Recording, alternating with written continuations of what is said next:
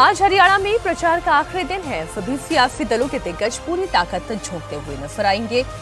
इधर दिल्ली में ईदगाह के पास झांसी की रानी की मूर्ति लगानी है, इसे लेकर टेंशन हाई है। दिल्ली में अस्पताल के अंदर घुसकर डॉक्टर का सनसनीखेज मर्डर हुआ, इस पर कैसे पॉलिटिक्स शुरू हो गई, पूरी डिटेल आपको देंगे। बरेली में अवैध पटाखा फैक्ट्री में धमाके से कैसे मचा हड़कंप, आपको बताऊंगी। अयोध्या में नवरात्रि के दौरान मीट की दुकानों पर क्यों मचा हुआ है संग्राम, साथ ही बेंगलुरु में चलती बस में चाकू से कैसे फैल गई सनसनी, तस्वीरें होंगी आपके सामने। ईरान के हमले के बाद अब इजराइल का आगे का प्लान क्या है, पूरी डिटेल दूंगी। देश भर में नवरात्रि को लेकर मंदिरों में कैसी धूम है, तस्वीरें भी देश भर के मंदिरों से होंगी आपके सामने। लेकिन सबसे पहले बात होगी दिल्ली में ईदगाह के पास रानी लक्ष्मीबाई की प्रतिमा को लेकर चल रहे विवाद की। मुस्लिम समुदाय के विरोध के बावजूद सदर बाजार के ईदगाह पार्क में रानी लक्ष्मीबाई की प्रतिमा लगाई जा रही है। देर रात ही रानी लक्ष्मीबाई की प्रतिमा को क्रेन के जरिए पार्क में शिफ्ट कर दिया गया। यहाँ पुलिस सुरक्षा में मूर्ति को रखा गया। जिस जगह रानी लक्ष्मीबाई की प्रतिमा लग रही है वो शाही ईदगाह के ठीक पास में है। ईदगाह कमेटी प्रतिमा लगाने का विरोध कर रही है। ईदगाह कमेटी का कहना है कि यह जमीन वक्फ बोर्ड की है, जबकि सरकार का दावा यह है कि जमीन डीडीए की है। इससे लेकर पिछले हफ्ते मुस्लिम समाज में अफवाहें फैलाई गई। पिछले जुमे के ईदगाह मैदान को लोगों से नमाज पढ़ने की अपील की गई और इसके बाद बड़ी संख्या में मुस्लिम समाज के लोग यहां पर एकत्रित भी हुए थे, लेकिन पुलिस की सख्त सुरक्षा की वजह से यहां पर वो हंगामा नहीं कर पाए।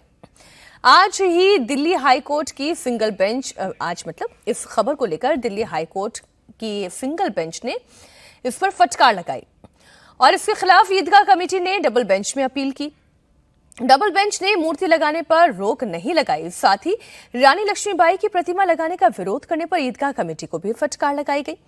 हालांकि मामले में अब अगली सुनवाई कल होनी है, लेकिन उससे पहले ही डीडीए ने रानी लक्ष्मीबाई की प्रतिमा को पार्क में शिफ्ट कर दिया है। इसके बाद पुलिस ने पार्क के आसपास बीएनएस की धारा 163 लागू कर दी है।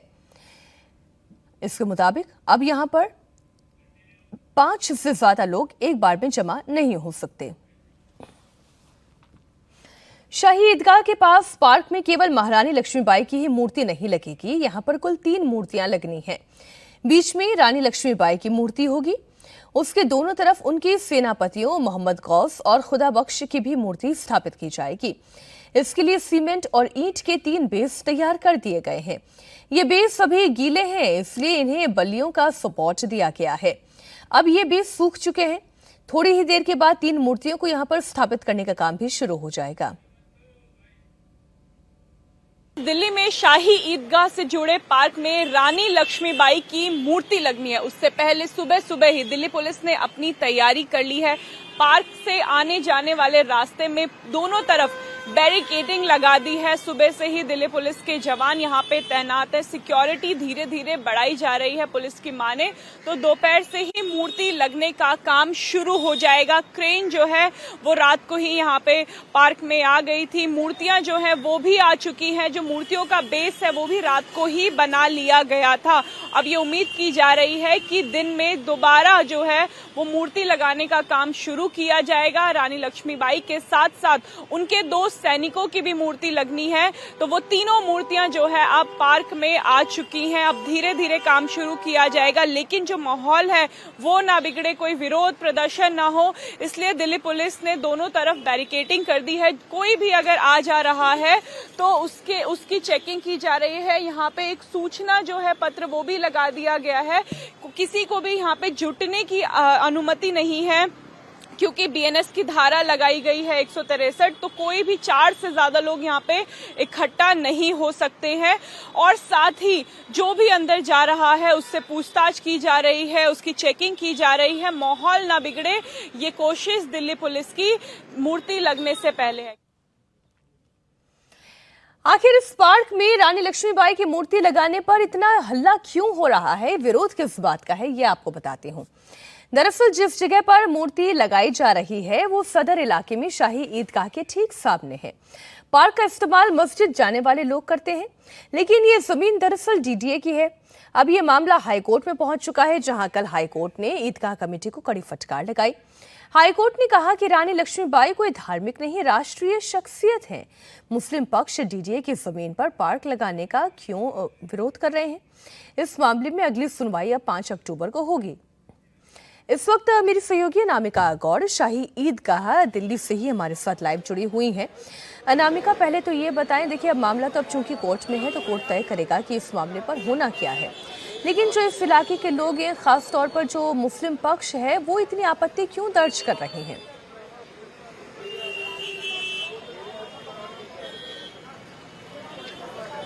देखिए मीनाक्षी, अभी हम आपको पहले करंट अपडेट बता दें कि डीडीए के जो अधिकारी हैं वो पार्क में आने शुरू हो चुके हैं। जो मूर्ति लगने से पहले कंस्ट्रक्शन का काम होना है वो भी अब शुरू हो चुका है, लेकिन जो आसपास के लोग हैं, जो इस इलाके में मस्जिद में नमाज पढ़ने आते हैं, उनका कहना है कि ये उनकी धार्मिक आस्था के साथ खिलवाड़ है, क्योंकि इस्लाम में मूर्ति पूजन का प्रावधान नहीं है। लेकिन हाईकोर्ट ने ये साफ कर दिया कि अगर रानी लक्ष्मीबाई की मूर्ति लगती है तो वो कोई धार्मिक व्यक्ति नहीं है, वो एक स्वतंत्रता सेनानी रही हैं, भारत की वीरांगना है, तो उनकी मूर्ति लगने से किसी की धार्मिक भावनाएं आहत होंगी, ये मुमकिन नहीं है। इसलिए जो है आज मूर्ति जो लगने का काम है वो भी शुरू हो गया। मैं आपको तस्वीरें दिखाऊं कि जो सिक्योरिटी है वो कितनी टाइट है।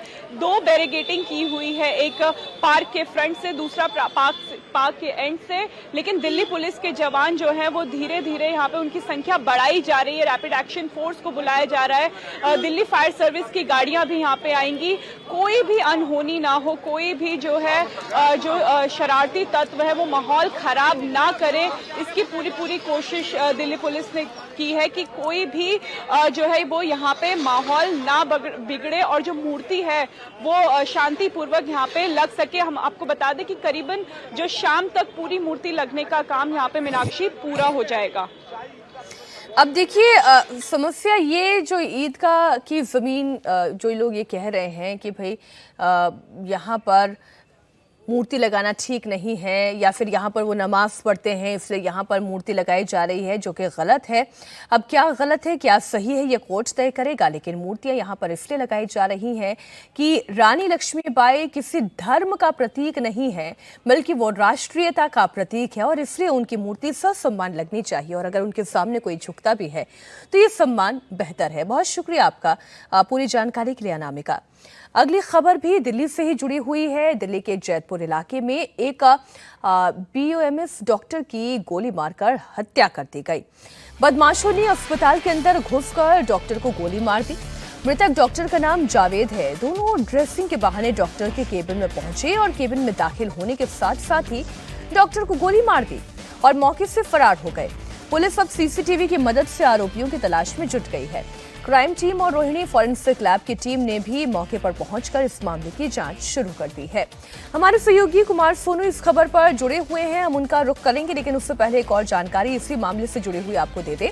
दिल्ली के जैतपुर में जो ये वारदात हुई है, वारदात में कौन कौन लोग शामिल हैं, अभी इसका खुलासा होना बाकी है, लेकिन इस पर सियासत पहले शुरू हो गई। दिल्ली के मंत्री सौरभ भारद्वाज ने इस मर्डर के बहाने एलजीबीटी सक्सेना पर निशाना साधा है। सौरभ भारद्वाज ने कहा कि दिल्ली क्राइम कैपिटल बन चुकी है। क्या कहा सौरभ भारद्वाज ने, वो इस वक्त हम आपके सामने रख रहे हैं। उन्होंने दिल्ली की सुरक्षा व्यवस्था को लेकर, यहाँ की पुलिस को लेकर ये सवाल उठाए। उन्होंने कहा कि दिल्ली इस वक्त क्राइम कैपिटल बन चुकी है।